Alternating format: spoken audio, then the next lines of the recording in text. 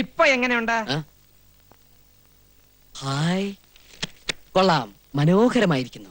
ഒരു കോലിൽ കുത്തി പാടത്ത് വെച്ചാ കാക്കയെ പേടിപ്പിക്കാം. അത്രയ്ക്ക് ജോറാണ്. വൃത്തിയിട്ടവനെ, മനുഷ്യൻ ഒരുവരെ ഭ്രാന്ത് പിടിപ്പിച്ചാണ്ടല്ലോ.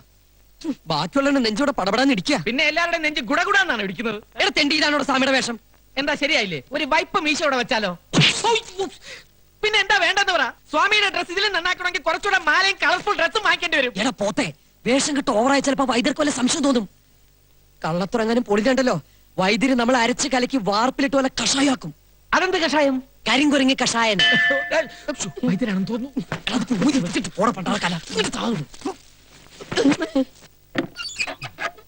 ആതിര കുഞ്ഞായിരുന്നോ? എന്തേ? സ്വാമി ഒന്ന് കാണാൻ വന്നതാ. സ്വാമി ആസനത്തിലാ. എന്താ? യോഗാസനത്തിൽ ധ്യാനിച്ചുകൊണ്ടിരിക്കുക. ഒരു കാര്യം പറയാനുണ്ടായിരുന്നു. എന്താണെന്ന് വെച്ചാൽ എന്നോട് പറഞ്ഞോളൂ. അത് ഞാൻ സ്വാമിയോട് പറഞ്ഞോളാം. അതാണ് നല്ലത്. എന്നാലും സ്വാമി അങ്ങ് ആസനത്തിൽ നിന്നും എപ്പോ ഉണർന്നു? വെളിയിലാരോ കാത്തു നിൽക്കുന്നു മനസ്സിൽ തോന്നി. സ്വാമിയുടെ കള്ളദൃഷ്ടി, ജ്ഞാനദൃഷ്ടി. മനസ്സിലെ ആഗ്രഹത്തിന് മാർഗതടസ്സമായി ആരോ വരുന്നു അല്ലേ? അതെ, എന്റെ മുറിച്ചെറുക്കനാ. പക്ഷേ അറിയാം, ബാലഗോപാലിനെ ആദരിക്ക് ഇഷ്ടമല്ല. മനസ്സിൽ വേറൊരാളെ കുടിയിരുത്തിയിരിക്കുന്നു. പേടിക്കണ്ട, മാർഗതടസ്സം നാം നീക്കിത്തരാം. വിവാഹത്തിന് സമ്മതമല്ലെന്ന് മുത്തച്ഛന്റെ നാവുകൊണ്ട് തന്നെ നാം പറയിപ്പിക്കാം. അതെ, ആ ബാലഗോപാലിനെ എണ്ണ തേപ്പിച്ച് കുളിപ്പിച്ച് പതപ്പിച്ച് പുതപ്പിച്ച് ഇവിടുന്ന് പാഴ്സൽ ചെയ്തോളാം. എന്താ പോരെ? അത് നടക്കൂ സ്വാമി? നടത്തിത്തരാം. തൽക്കാലം മുത്തശ്ശന്റെ മുത്തശ്ശിയുടെ മനസ്സ് വിഷമിപ്പിക്കണ്ട. വിവാഹത്തിന് സമ്മതമാണെന്ന് പറഞ്ഞോളൂ, ബാക്കി കാര്യം നാം ഏറ്റു.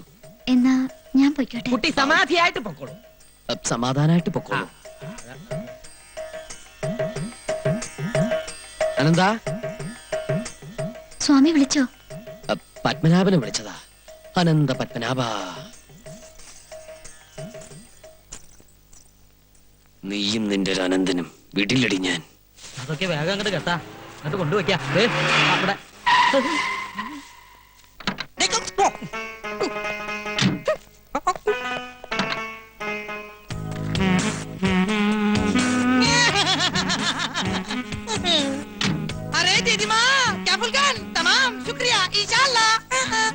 ആരാ? എന്താ പറഞ്ഞേ? മനസ്സിൽക്കോ? എന്നെ മനസ്സിലായില്ലേ? ഞാൻ ബാലഗോപാലൻ. എന്റെ കുട്ടിയെ, എനിക്ക് നിന്നെ കണ്ടിട്ട് മനസ്സിലായില്ല. നീ അങ്ങ് കറുത്തു പോയല്ലോടാ. അയ്യേ, ഞാൻ കറുത്തതല്ല ദീദിമാ, ഇത് ഞാൻ കറുപ്പിച്ചതാ. ഇതാണ് ഒളിമ്പിക് സ്റ്റൈൽ. ജസ്റ്റ് ഫോർ കാലുവേഴ്സ്. മുത്തച്ഛൻ എവിടെ? മുത്തച്ഛനോ? ആ, നിന്നെ കൊണ്ടുവരാനായിട്ട് കാലത്ത് കാറുമായിട്ട് പോയതാ. എന്നിട്ട് ഞാൻ കണ്ടില്ലല്ലോ. അയ്യോ, ബാലേട്ടിനെ കണ്ടിട്ട് വൈദ്യരമാമ തിരിച്ചറിഞ്ഞിട്ടുണ്ടാവില്ല. അത് നേരാ. എയർപോർട്ടിൽ വന്നിറങ്ങിയ ഉടനെ ഞാനൊരു ടാക്സി വിളിച്ചിങ്ങ് പോന്നു. നിങ്ങളെല്ലാം കാണാനുള്ള അതെ. Oh my God, my dear Marmani mama.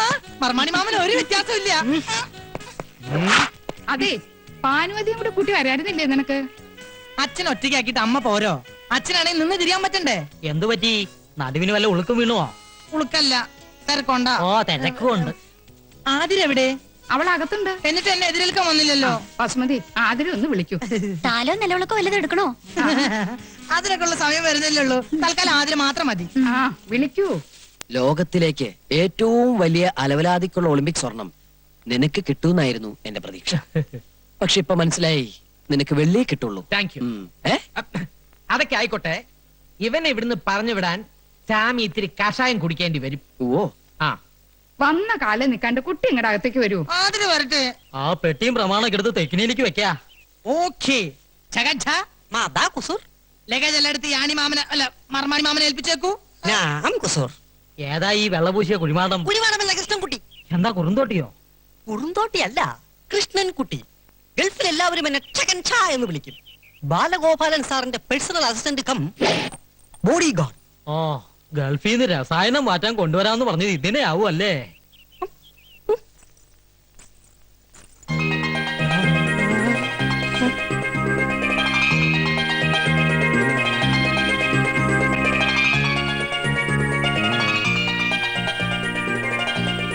അയ്യേ, നീ എന്താ ഇങ്ങനെ വായ വിളിച്ചു നിക്കണേ? ഇതാരിത്? ശ്രീദേവിയോ? മാധുരി ദീക്ഷിത്തോ? സുസ്മിത സെന്നോ? അല്ല നഗ്മയോ? നഗ്നയോ? പാട്ടു കുപ്പായാണ് ഞാൻ അവള് നിക്കണേ. ഇതെന്റെ ആതിര തന്നെയാണോ? എന്താ, കണ്ണിന് വല്ല കുഴപ്പമുണ്ടോ? ഇവനേതാ? പ്രേമദാസൻ.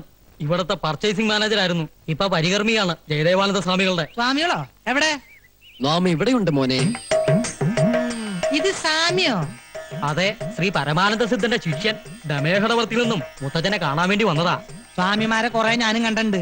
ഒന്നില്ലെങ്കിൽ താടി മുടി വളർത്തിയിട്ടുണ്ടാവും, അല്ലെങ്കിൽ മൊട്ടത്തലും ക്ലീൻ ഷോ ആയിരിക്കും. ഇതൊരുമാതിരി മീശ മാത്രം വെച്ച് സിനിമ ഹീറോയെ പോലെ ഒരു സ്വാമിയെ ഞാൻ ആദ്യമായിട്ട് കാണാ. ദോഷം കിട്ടണൊന്നും പറയണ്ട, മനസ്സിലൊന്നും ഓർത്താ മതി. മാനത്ത് കാണുന്ന ആളാ. ക്ഷമിക്കണം സ്വാമിയേ.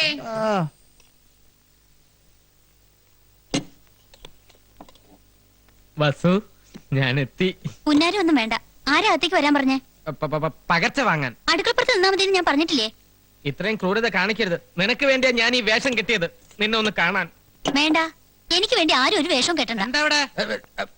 തന്നോട് ആരാ പറഞ്ഞ ഇതിനകത്ത് കയറാൻ? ഞാൻ പകർച്ച. അതിനോട് ആർക്കാ അസുഖം? അയ്യോ, പകർച്ച വ്യാധിയല്ല, ഊണ്, സ്വാമിക്കുള്ള ഭോജനം. ഭോജനം വിശ്രമൊക്കെ ആശ്രമത്തിൽ മതി, ഇതിനകത്ത് വേണ്ട.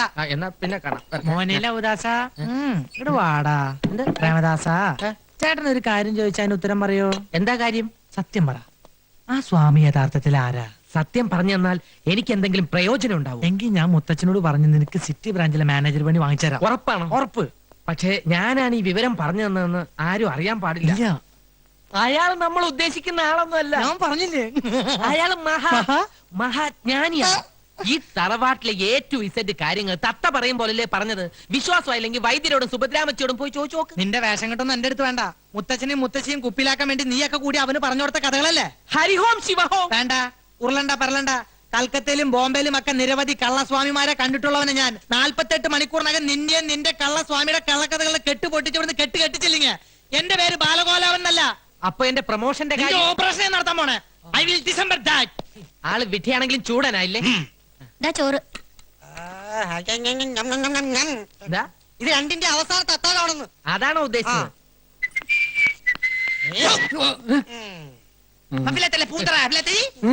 താൻ സിറ്റി ബ്രാഞ്ചിലെ സെയിൽസ്മാൻ അല്ലേ? അതെ. തനിക്ക് ഈ ആശ്രമത്തിൽ എന്താ പണി? ഹോമം നടത്താനുള്ള സാധനങ്ങൾ കൊണ്ടു കൊടുക്കാൻ വൈദ്യര് പറഞ്ഞിട്ട് വന്നതാ. ഹോമോ? ഞാനൊരു സത്യം പറയാം. മരിച്ചുപോയ ഉണ്ണികൃഷ്ണൻ സാർ ഇപ്പോഴും ഇവിടെ ഉണ്ട്.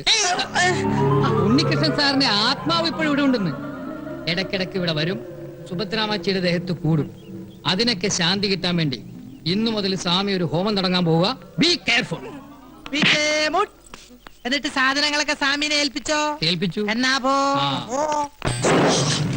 സാധ്യനാരായണ ഋഷി ദേവി ഗായത്രി ഛന്ദ പരമാത്മാ ദേവത ഓം നമോ നാരായണ ഓം കാളി കാളേശ്വരി സർവമംഗല സ്വരൂപിണിയ സ്വാഹ. സ്വാഹ. ശിഷ്യ, സ്വാമി. കൈക്കുമ്പിൾ നീട്ടിക്കൊള്ളൂ. ഹരിഹോം. ദൈവമേ, എഴുന്നേറ്റ് ഇടമോ വലമോ തിരിഞ്ഞോ നോക്കാതെ ഒന്ന് മുരിയാടാതെ കിടപ്പുമുറിയിൽ ചെന്ന് മുറിയുടെ കിഴക്ക് ഭാഗത്തി പ്രസാദം വെക്കുക. ബ്രാഹ്മമുഹൂർത്തത്തിൽ എഴുന്നേറ്റ് ഈ സിന്ദൂരം നെറ്റിയിൽ അണിയുക. സ്വാമി ദക്ഷിണ. ഓ ആവാം. പിന്നെന്താ, എഴുന്നേറ്റുള്ളൂ, എഴുന്നേറ്റുള്ളൂ. ദക്ഷിണ. ഓം കാളി അമ്മേ സർവമംഗളാനുഭവന്തു. എല്ലാ വിഘ്നങ്ങളും മാറട്ടെ. ആകാശം തന്നെ അത് ഷെയർ ചെയ്യ്. ദക്ഷിണ എനിക്കുള്ളത് ഷെയർ ചെയ്യാൻ പോക്കത് വെച്ചാ.